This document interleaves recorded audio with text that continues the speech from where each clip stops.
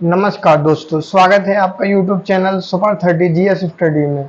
दोस्तों आज हम बात करेंगे, जैसा कि आप लोग जानते होंगे कि एमबीपीएससी का प्री का 23 जून 2024 को प्री का पेपर हुआ है। तो उसी के सी सेट के कुछ क्वेश्चन मैं लेके आया हूँ, जो कि आप उन क्वेश्चन को करके अपने कॉन्फिडेंस को बूस्ट कर सकते हैं। और हाँ, सभी को एक बार पीसीएस या पीएससी का एग्जाम देना चाहिए। आपको ये क्वेश्चन करके आपका कॉन्फिडेंस बूस्ट होगा और आपको ऐसा लगेगा कि ये क्वेश्चन हम कर सकते हैं और हमें भी पीसीएस एक बार तो अटेम्प्ट करना ही चाहिए। तो इस वीडियो को बिना स्किप किए ध्यान से देखिए, और दोस्तों वीडियो पसंद आए तो लाइक करना, और साथ में जिन्होंने चैनल सब्सक्राइब नहीं किया वो चैनल सब्सक्राइब कर लें। तो चलो चलते हैं। निम्नलिखित संख्या श्रृंखला में गलत संख्या ज्ञात कीजिए। तो 2, 9, 18, 29, 43, 57, 74 दे रखी है। तो 2 और 7 के बीच में 2 और 9 के बीच में 7 का गैप है। 9 और 18 के बीच में 9 का, 7, 9, 11, 13, मतलब 2-2 का गैप बनता जा रहा है। मतलब जो अपनी प्राइम नंबर है उन्हीं को ऐड करते जा रहे हैं। 7, 9, 11, 13, 15, 17। इसी प्रकार ये जो अपना 43 है, इस जगह पे 42 आना चाहिए। जैसे कि 2 में अगर 7 जोड़ेंगे तो 9 होगा, 9 में 9 जोड़ेंगे तो 18, 18 में 11 29, 29 में अगर 13 जोड़ेंगे तो यहाँ पे 42 होना चाहिए, जबकि 43 लिखा है। तो क्वेश्चन कह रहा है निम्नलिखित संख्या श्रृंखला में गलत संख्या ज्ञात कीजिए। तो वो अगर अपनी संख्या होगी 43, यहाँ पे होना चाहिए क्या, 42। चलो अब आगे बढ़ते हैं। चलो एक अच्छा क्वेश्चन आया है। एक सुबह सूर्योदय के समय रवि एक खंबे के सामने खड़ा है। ठीक है, माना ये एक खंबा है, ये खंबा है। तो रवि क्या है, इस खंबे के सामने खड़ा हुआ है। खंबे की छाया है जो रवि के बाएं ओर पड़ रही है। अगर अपना सन ये ईस्ट है तो ईस्ट से ही अपना सन राइज होगा। सुबह की टाइम कह रहा है, सूर्योदय के समय। तो यहाँ से तो इसकी खंबे की परछाई इस साइड पड़ेगी।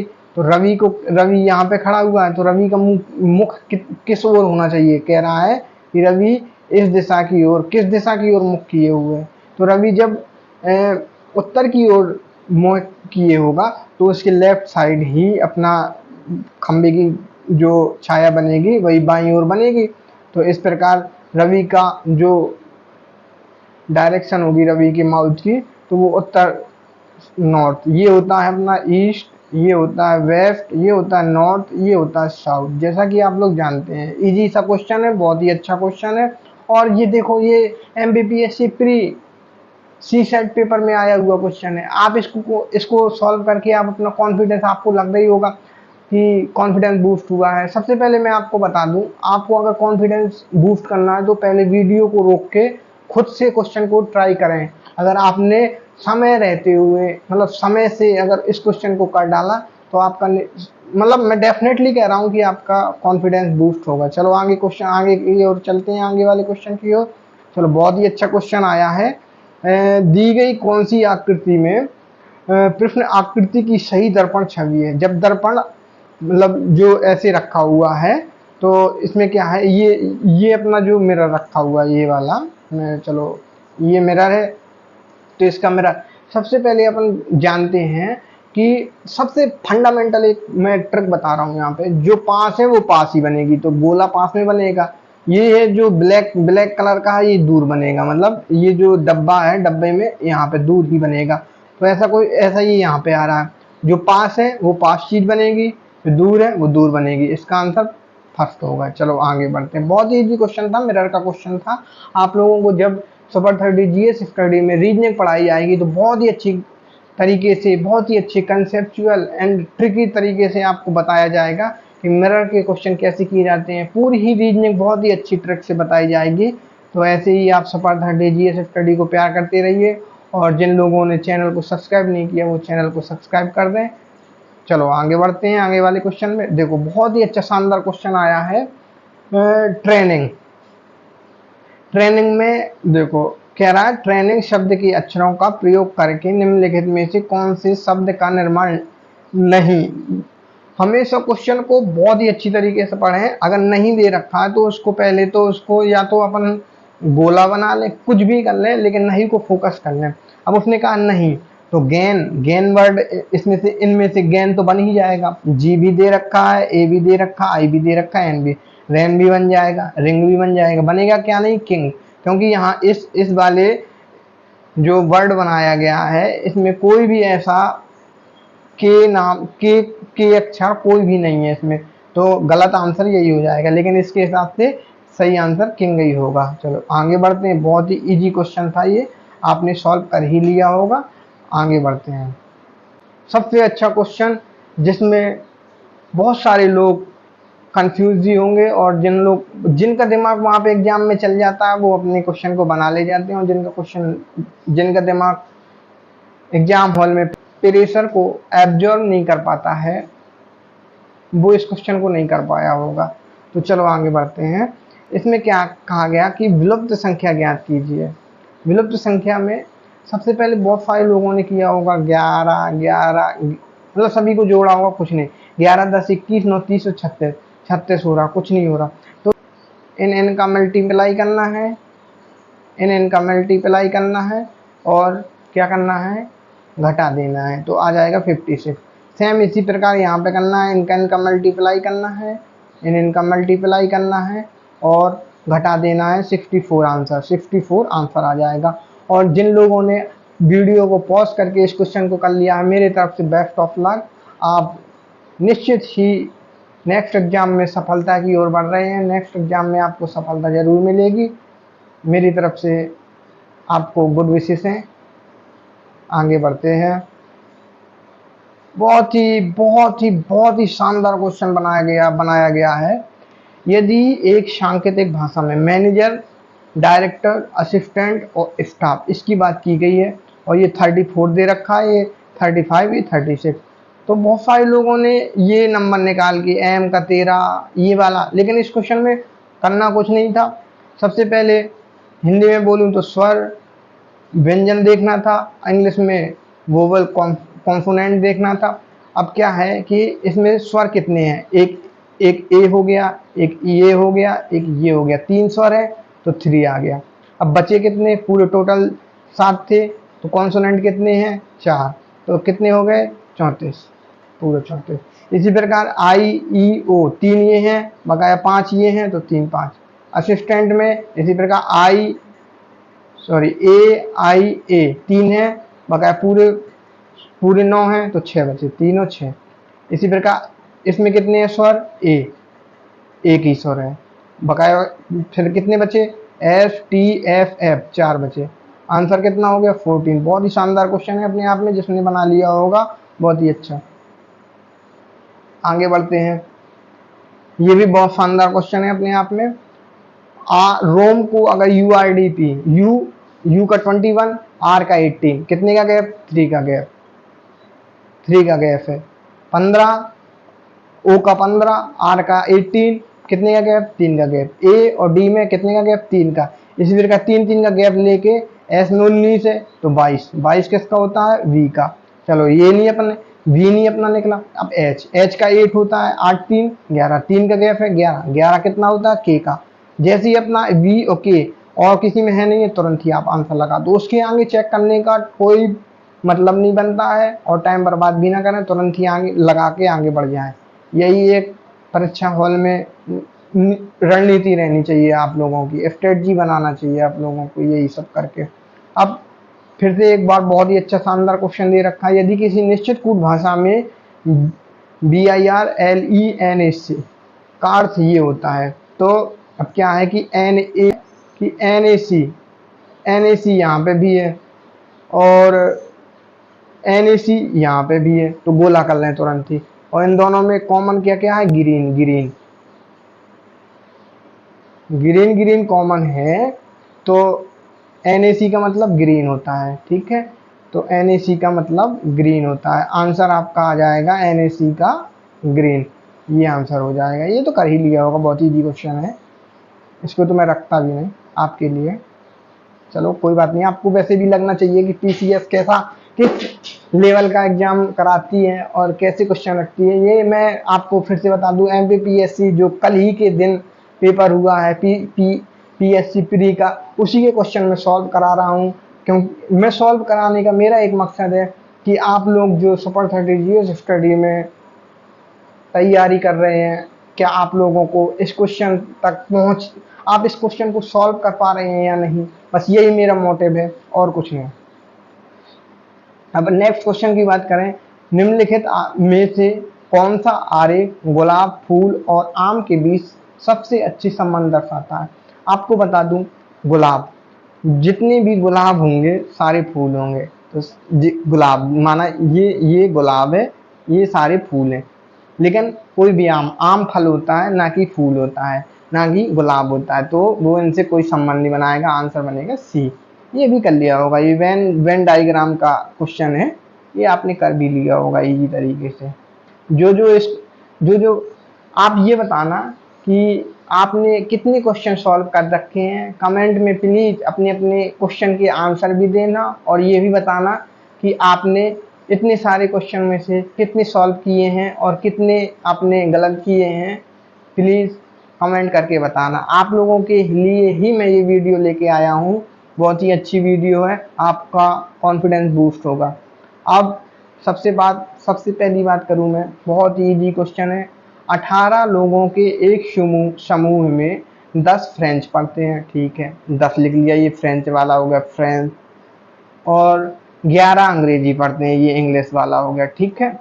जबकि 6 इन दोनों में से कुछ नहीं पढ़ते हैं। टोटल 18 हैं, 18 में से 6 कुछ नहीं पढ़ते हैं, ठीक है। जबकि फ्रेंच और इंग्लिश वाले कितने बचे, फिर 12 बचे, ठीक है। यहाँ पे क्या दे रखे हैं, 10 फ्रेंच पढ़ते हैं, 11 इंग्लिश पढ़ते हैं, तो टोटल कितने हो गए, 21। टोटल 21 हो गए। दोनों पढ़ने वाले फिर कितने होंगे, जबकि 12 होंगे वो फ्रेंच भी पढ़ते हैं, इंग्लिश पढ़ते हैं, लेकिन 6 लोग, पूरे टोटल 18 थे, जिसमें से 12 लोग कुछ ना कुछ पढ़ते हैं, लेकिन 6 कुछ नहीं पढ़ते हैं, ठीक है। लेकिन यहाँ पे 10 इंग्लिश भी पढ़ते हैं और 10 फ्रेंच पढ़ते हैं, 11 इंग्लिश पढ़ते हैं। इनमें से 21 टोटल हुए, लेकिन 21 में से भी ऐसे लोग होंगे, क्योंकि टोटल तो 12 ही हैं, लेकिन 21 में से कुछ ऐसे लोग भी होंगे जो फ्रेंच भी पढ़ते होंगे, इंग्लिश भी पढ़ते होंगे। तो 21 - 12 = 9। आंसर कितना आ जाएगा, दोनों पढ़ने वालों की संख्या 9। बहुत ही सिंपल क्वेश्चन था, ऐसा कुछ इसमें खास नहीं था। आगे बढ़ते हैं। जैसा कि मैंने बताया भी है, सॉल्यूशन भी आपको डाल रखा है कि आपको इजी तरीके से सब कुछ मैं समझा सकूं इस वीडियो में। जैसा कि मैंने अभी ऊपर समझा दिया था उस क्वेश्चन में मुंह खाता, अब मैं सॉल्यूशन भी लेके आया हूँ। जैसे कि 18 उसमें कहा था कि कुल टोटल लोग हैं, जिसमें से 6 कुछ नहीं बोलते हैं, तो टोटल कितने बचे, 12 लोग वो हैं जो कुछ ना कुछ बोलते हैं। फ्रेंच भी बोलते होंगे, इंग्लिश भी बोलते होंगे, कुछ फ्रेंच भी बोलते होंगे, कुछ फ्रेंच इंग्लिश भी बोलते होंगे, ठीक है। और इसमें क्या है कि इसमें क्या है कि 10 इंग्लिश बोलने वाले होंगे, 11 फ्रेंच बोलने वाले होंगे, तो टोटल कितने होंगे, 21 वो लोग हैं जो, इनमें ऐसे लोग भी शामिल हैं जो दोनों भाषा बोलते होंगे, फ्रेंच भी बोलते होंगे, इंग्लिश भी बोलते होंगे, इसीलिए दोनों की ज़्यादा आ रहे हैं। लेकिन टोटल अपने कितने बचे, 12, जो कुछ ना कुछ 12 बोलते हैं। आंसर कितना आ गया, 9 ऐसे लोग हैं जो दोनों भाषा बोलते हैं, ठीक है। अच्छा क्वेश्चन है, इजी क्वेश्चन है पर अच्छा क्वेश्चन है। अब नेक्स्ट क्वेश्चन की बात करें, आपका क्वेश्चन अरिथमेटिक प्रोग्रेशन मतलब एपी सीरीज से आया गया है, हिंदी में समानांतर श्रेणी बोलते हैं।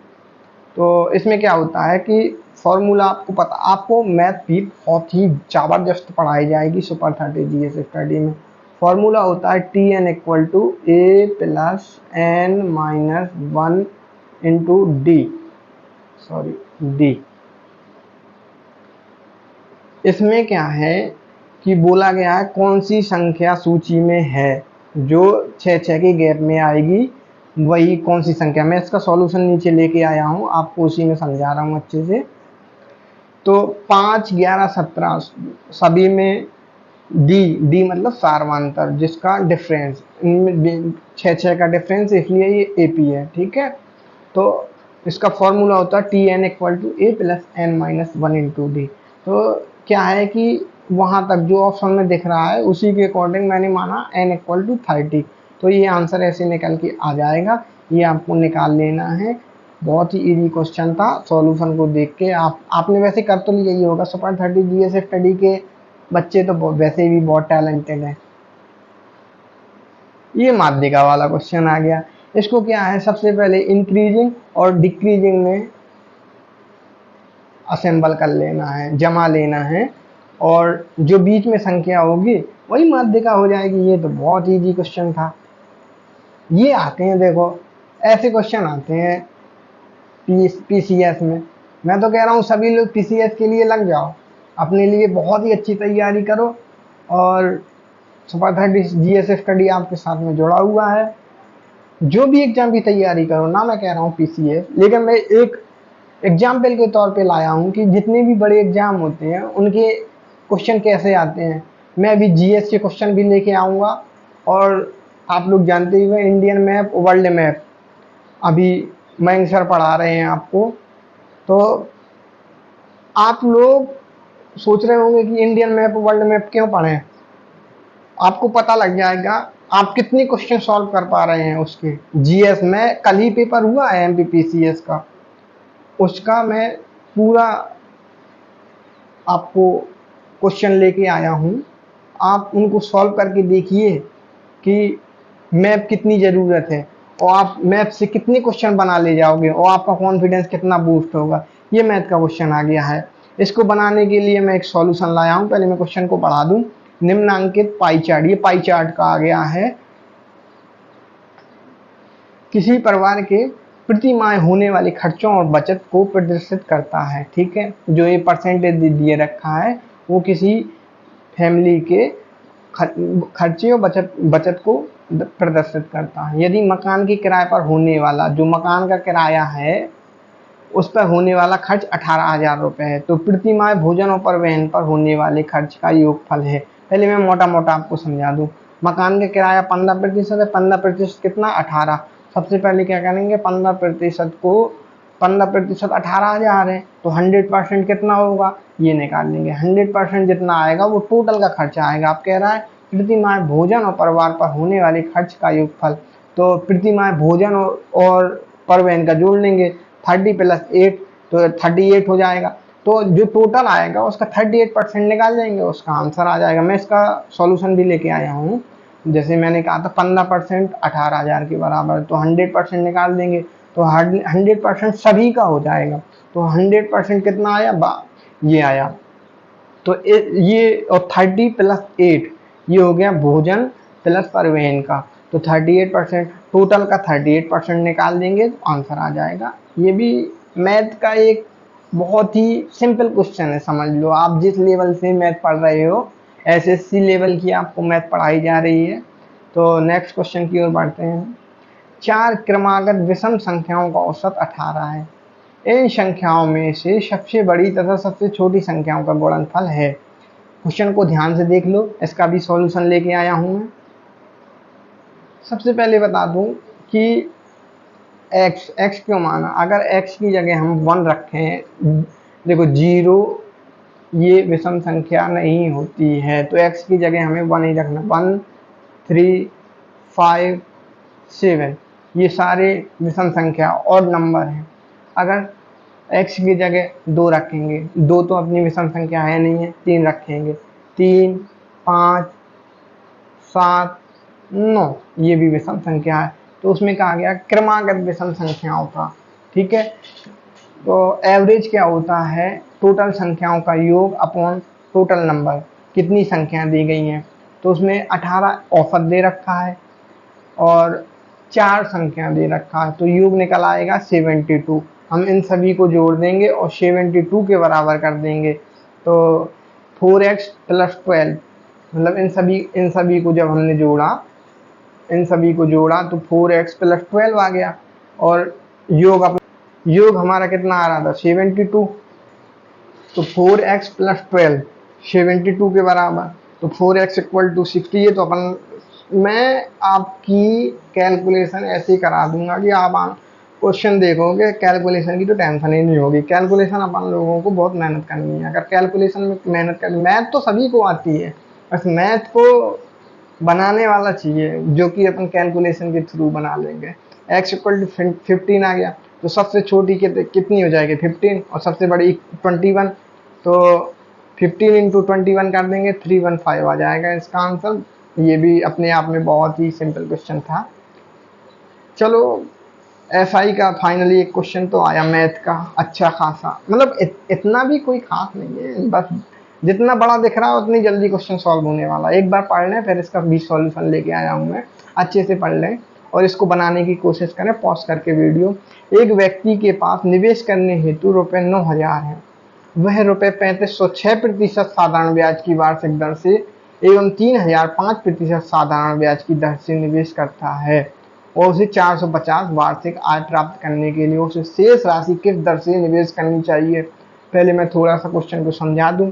मैथ को सॉल्व करने का सबसे अच्छा तरीका मैं बता रहा हूं कि आपको जितने जल्दी आप क्वेश्चन को समझ लें और अपने तरीके से लिख पाएं उसको शॉर्ट तरीके से, सबसे अच्छा तरीका होता है ये। मैं सबसे एक बार पढ़ लो और अपने आप से बनाते चलो।